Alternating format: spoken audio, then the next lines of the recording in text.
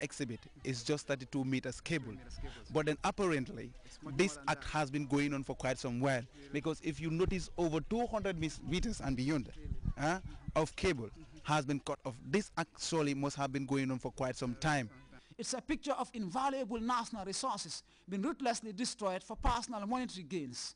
The copper trade is becoming increasingly lucrative, making cable rustlers ever more daring in ways putting people out of communication. Yet beyond everything, cooperative efforts fusing the community and police might be the only solution to this problem.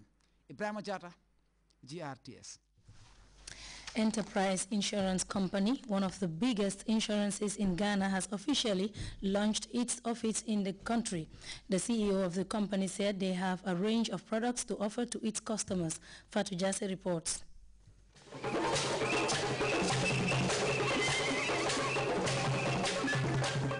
Enterprise Life Insurance Company is the latest insurance company to join a list of others in the country's competitive business sector. The first edifice of the enterprise, located in Banjul, was recently inaugurated. Enterprise Life Assurance Company of Ghana, called ELAC, has come a long way since its modest beginning in 2001. ELAC, a subsidiary of ELAC Ghana, is the second largest insurance company in Ghana with an impressive growth record. Its reason for choosing the Gambia as its next port of call was due to the long history of political stability and consistent economic growth. We are initially introducing two products onto the Gambian market. These are the Lifetime Needs Plan, which is designed to address the double hazard of either living too long or dying too early. If you live too long, there is something for you. If you die too early, there is also something for you. That is the Lifetime Needs Plan. So it's a win-win situation. The second product we are introducing is the Child Education Plan, which we call Educare. This will support parents with the changing and growing costs of good quality education. We also intend to continually improve on our product offering, and over time, we will introduce to you our full bouquet of services. Launching to operate last May, the CEO of the company said the institution is already committed to delivering quality service, with a heart being their logo, symbolizing the purity of intentions towards policyholders.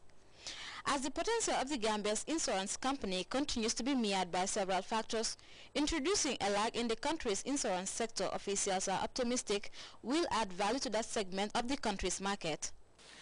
The entry of ELAC Gambia into the market, we believe, would contribute to the deepening of the insurance industry in general, and life insurance in particular, but only if the right products are offered to the right segment of the population, and bearing in mind, insurance is all about trust.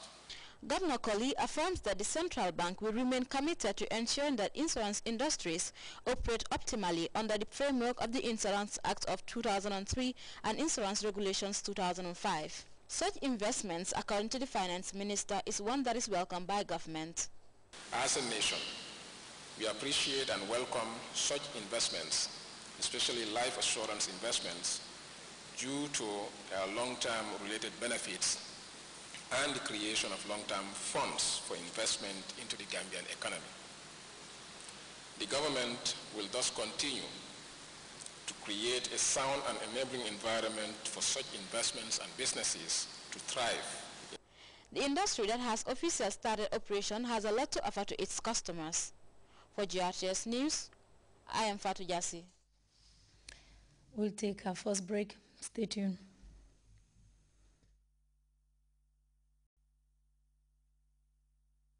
The internet service at the lowest price ever. 3G AfriCell brings you the most affordable 3G internet bundles ever.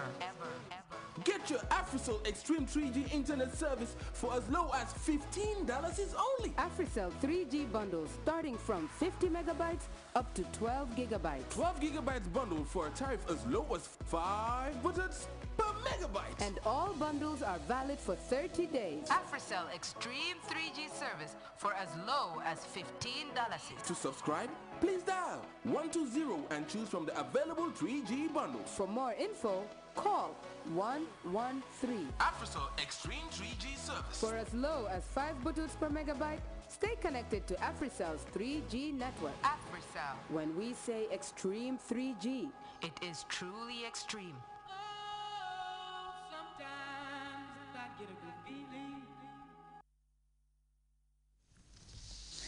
Welcome back. Rebels of the M23 movement have issued a 24-hour ultimatum for peace talks with the DR Congo government. The rebels have been making gains in recent fightings with government forces in the east of the Democratic Republic of Congo.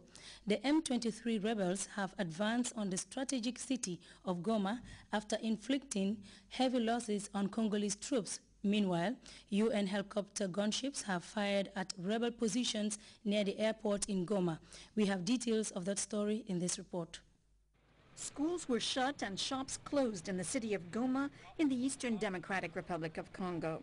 5 kilometers from the city, the rebels were savoring their victory. The M23 rebels had advanced to the outskirts of Goma Sunday after pushing back government troops. They said they would hold their position outside the city, but made it clear they wanted to negotiate. Our main objective was just to arrive here. We have no intentions of going into Goma, but if the Congolese army attacks us, we will enter the city. The M23 warned Monday they will continue their fight against the government unless it opened direct talks with them within 24 hours. The government has rejected the ultimatum. It believes the rebels are manipulated by Rwanda. Despite heavy losses, some Congolese military leaders say they are ready to continue to fight. We are in control of the situation. There's no problem. But if the rebels enter Goma, things could be much different. The city could be transformed into a battlefield. We really do not know how our military has failed to push back the enemy troops. Sunday's fighting was very heavy. UN peacekeepers fired heavy weapons at the rebels to help government troops maintain control of the airport in Goma. Some local leaders have fled towards Bukavu, and hundreds of residents have been leaving the city. The UN vowed on Sunday that peacekeepers would remain in Goma. We don't know the situation, the future, but we are ready to support the population. Goma has twice in the past been occupied by rebels during the course of a conflict that has claimed millions of lives since 1998. Is er niet gerust op. Deze regeringssoldaten zich terugtrekken uit het noorden van. Thousands of Burmese have lined the streets of the country's old capital city, Rangoon, to welcome President Barack Obama. The U.S. president becomes the first sitting American leader to visit the South Asian state. Speaking to an audience at the Rangoon University, President Obama called for improved human rights in the country. We have details of that story in this report. Obama mania has swept the streets of Yangon, Burma's biggest city. Thousands of people line the streets where the U.S. president's motorcade would pass by on Monday on its way to the home of democracy icon Aung San Suu Kyi. I really hope that Obama will help the transition to democracy. We have many ethnic groups in Burma, and they are hoping that Obama will help them progress. Obama is the first serving U.S. president to set foot in Burma. He had already invited Aung San Suu Kyi to Washington twice before this visit. In November, United States Secretary of State Hillary Clinton went to Burma. While in Yangon, she encouraged democratic reforms that began when the junta was dissolved in March of 2011.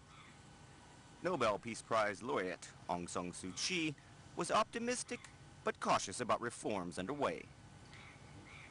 The most difficult time in any transition is when we think that success is in sight. Then we have to be very careful that we are not lured by a mirage of success. President Obama then spoke at Yangon University, where 3,000 pro-democracy students were killed in bloody crackdowns by the Burmese junta over 30 years ago. President Obama called for an end to sectarian violence in western Burma. Fighting between Buddhist and the minority Rohingya Muslims in Rakhine State has left at least 180 people dead and displaced another 110,000. For too long, the people of this state, including ethnic Rakhine, have faced crushing poverty and persecution.